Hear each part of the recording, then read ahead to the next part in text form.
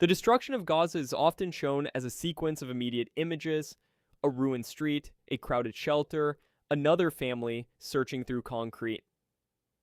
Palestinian writer Ramzy Baroud asks us to see something longer, a history carried not only in archives but in names, places, and memory.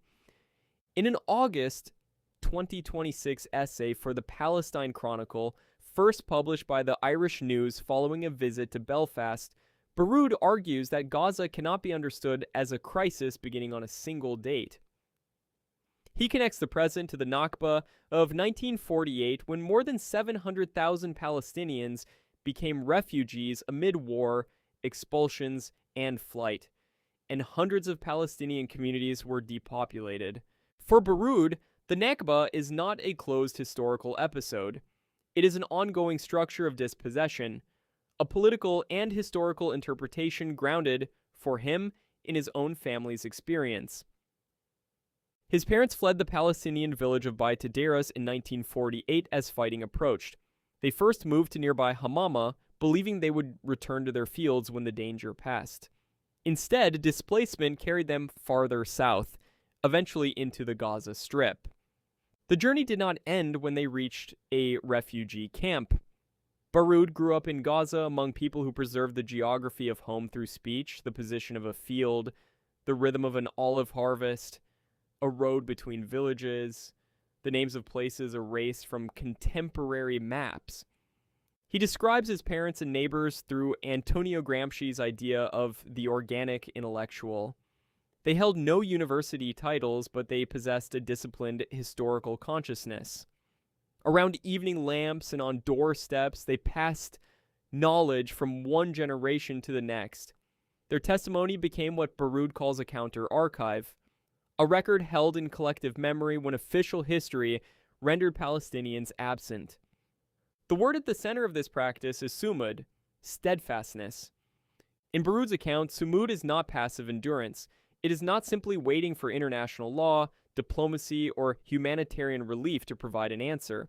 It is an active insistence on presence, maintaining family, culture, community, and memory under conditions designed to make that continuity impossible. This is why he rejects two familiar representations of Palestinians in Western political language. One presents them only as security threats to be controlled. The other reduces them to anonymous victims, figures in casualty reports, or recipients of emergency aid. Both images remove political agency and historical depth.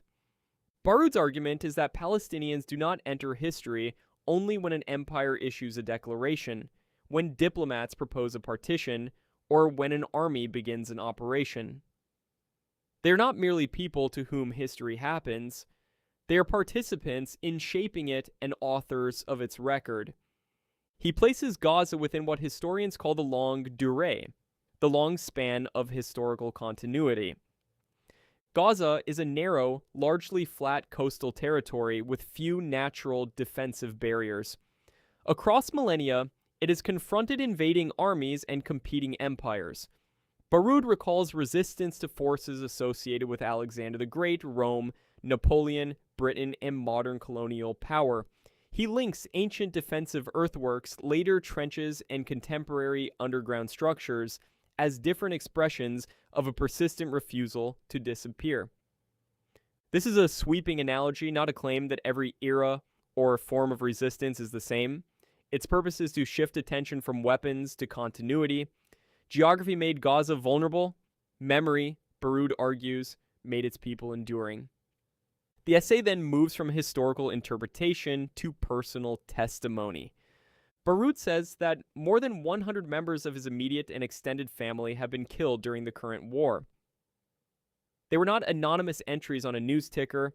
They were relatives, teachers, children, and doctors, including his sister, Dr. Soma Baroud, a physician killed while returning from Al-Nasser Hospital in Khan Yunis.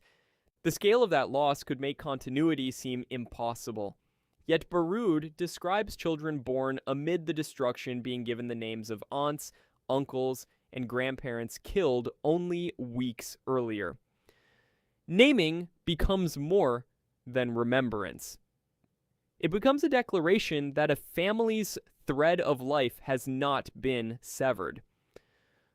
Baroud calls the larger practice narrative sovereignty, the right and responsibility of a people to record their own experience, define its historical meaning, and resist being reduced to someone else's vocabulary. That idea is central to Gaza Rising. Voices from the Rubble, edited by Ramzy Baroud and historian Ilan Pappé, and published by Clarity Press. The book brings together voices from Gaza itself, intellectuals, journalists, doctors, teachers, civil defense workers, artists, and community leaders. Their accounts describe suffering, but they are not organized around victimhood alone. They document work, ideas, solidarity, cultural life, and the determination to persist as a people. The connection between the essay and the book is therefore direct. Both insist that Gaza must be encountered through Gazan voices, not only through military briefings, diplomatic language, or images of destruction selected elsewhere. Testimony is not infallible, and memory does not remove the need for verification. But without testimony, the historical record is incomplete. Facts can establish what occurred. Lived memory reveals what those events meant to the people who endured them. Military power can destroy buildings, institutions, and documents. It can transform cities and scatter families. Baroud's argument is that erasure still fails when memory remains social, spoken in homes, preserved in books, and carried forward across generations. The question is therefore larger than who controls territory today. Who will control the story tomorrow? For Gaza, Baroud's answer is clear. Those who survive remember and continue to speak.